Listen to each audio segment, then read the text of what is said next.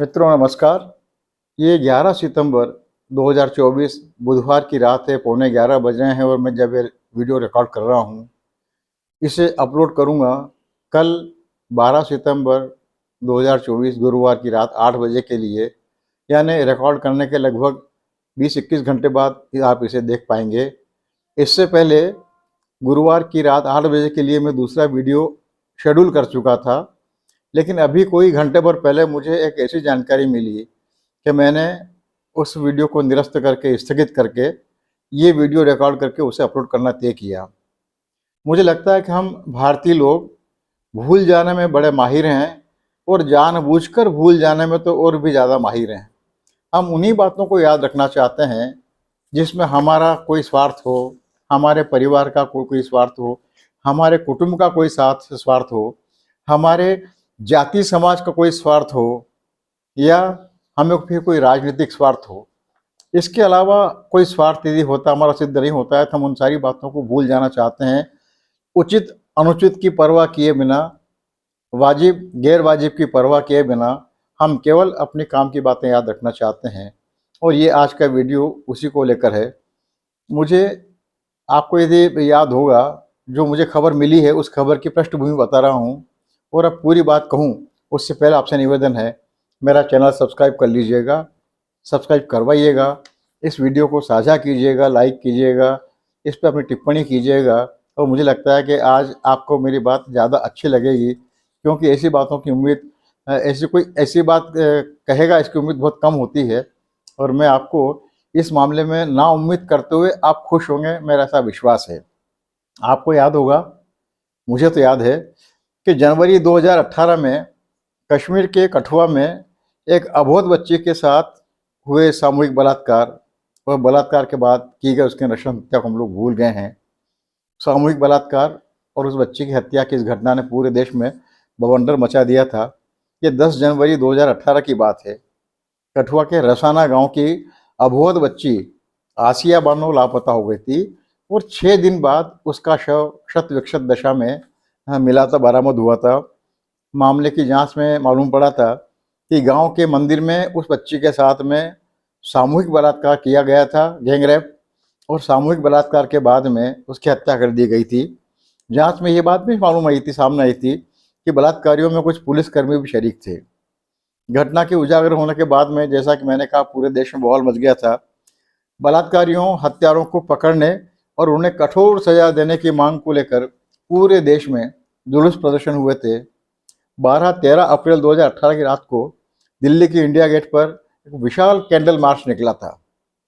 हजारों लोगों की भागीदारी वाले इस कैंडल मार्च में राहुल गांधी, प्रियंका गांधी, रॉबर्ट वाड्रा और कांग्रेस के कई बड़े बड़े नेता शरीक हुए थे। राहुल गांधी ने ट्वीट करके इस घटना पर शोक प्रकट किया था, और उस ट्वीट में ही कैंडल मार्च में शामिल होने के लिए इंडिया गेट पहुंचने की सूचना दी थी। तब इस घटना के बारे में कुछ टिप्पणियां सामने आई थी, तो कांग्रेस ने महिला सम्मान को सर्वोपरि कहा था। पुलिस हरकत में आई और 6-7 लोग गिरफ्तार किए गए थे। उस समय जम्मू कश्मीर में पीडीपी और भाजपा की साझा सरकार थी। महबूबा मुफ्ती मुख्यमंत्री थी। ये महबूबा मुफ्ती वही थी जिसने कभी कहा था कि जब भारतीय सेना का कोई एक जवान मरता है तो मेरे घर में ईद का जश्न होता है। ऐसे ही मुफ्ती महबूबा के साथ में भाजपा ने सरकार बनाई थी, सत्ता का स्वाद चखा था कश्मीर में। गिरफ्तारियों तब जब ये गिरफ्तारियां हुई तो गिरफ्तारियों के विरोध में और बलात्कारियों, हत्यारों के समर्थन में, याद कीजिए, ध्यान रखिए, हत्यारों के बचाव करते हुए, उन्हें मुक्त करने की मांग करते हुए हिंदू एकता मंच ने एक तिरंगा यात्रा निकली थी। इस तिरंगा यात्रा में बहुत बड़ी संख्या में लोग राष्ट्रीय ध्वज लहराते हुए शरीक हुए थे। यहाँ जो फोटो आपको यहाँ कुल मिला के 4 फोटो हैं।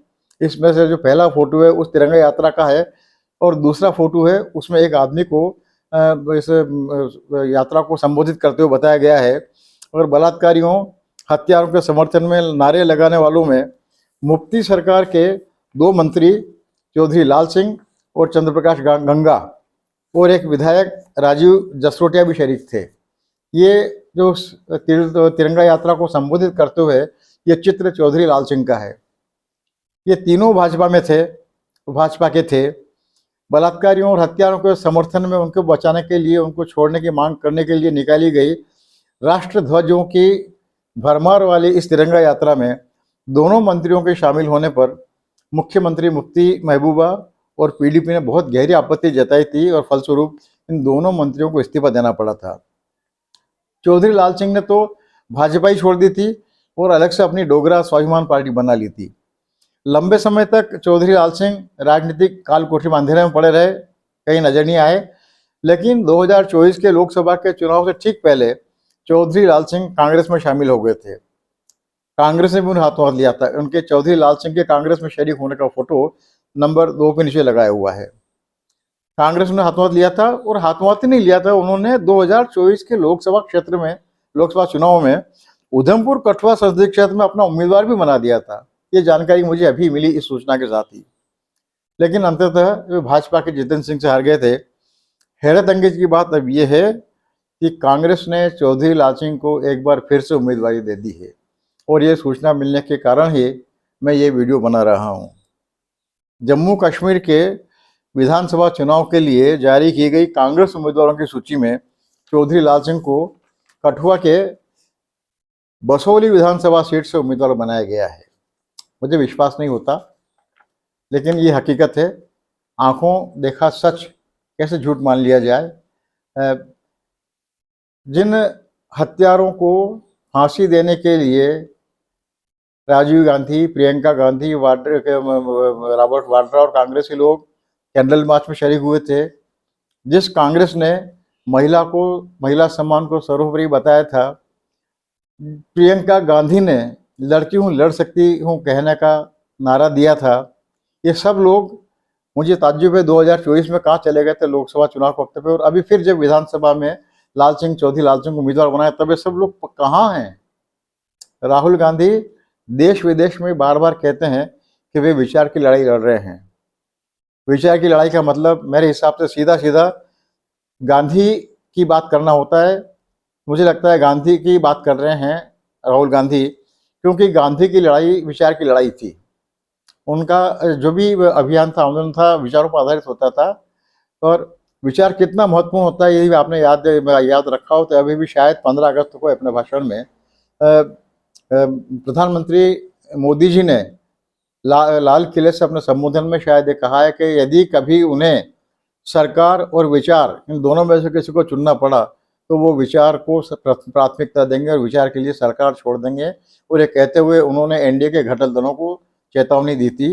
तो विचार की लड़ाई ऐसी होती है कि विचार के लिए सरकार भी छोड़ी जा सकती है। तो गांधी की लड़ाई विचार की लड़ाई थी, विचार आधारित लड़ाई थी। और गांधी की विचार की लड़ाई जिस पवित्रता, शुद्धता और पारदर्शिता से गांधी ने अपनी लड़ाई लड़ी, उसके चलते गांधी अपने आप में एक विचार हो गए।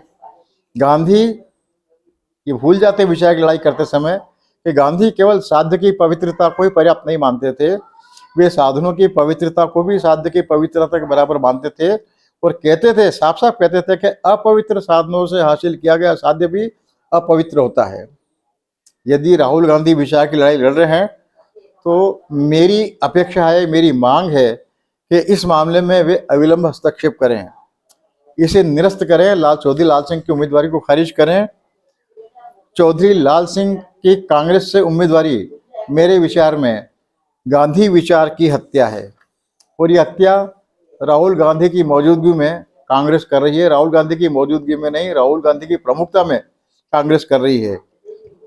कहा जा रहा है कि जम्मू कश्मीर विधानसभा के उम्मीदवारों के चयन का फैसला कांग्रेस आला कमान ने जम्मू कश्मीर के नेताओं पर ही छोड़ रखा है।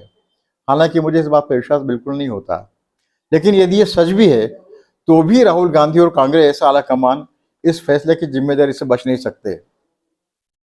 चौधरी लाल सिंह को कांग्रेस से उम्मीदवार बनाना फैसला यूँ तो समूची कांग्रेस के लिए चुनौती है, कांग्रेस के तमाम समर्थकों के लिए चुनौती है, किंतु पहली चुनौती मेरी राय में राहुल गांधी के लिए है।